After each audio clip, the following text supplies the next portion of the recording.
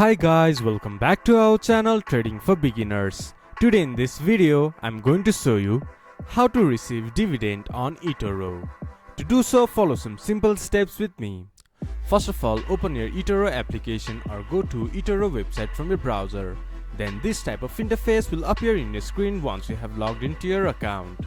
From here, search any stock that you like to buy.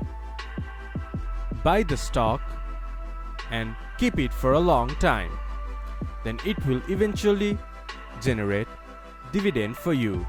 This is how you can receive dividend on Etoro. This much for today's video. If you guys find our video helpful, please leave a like and comment.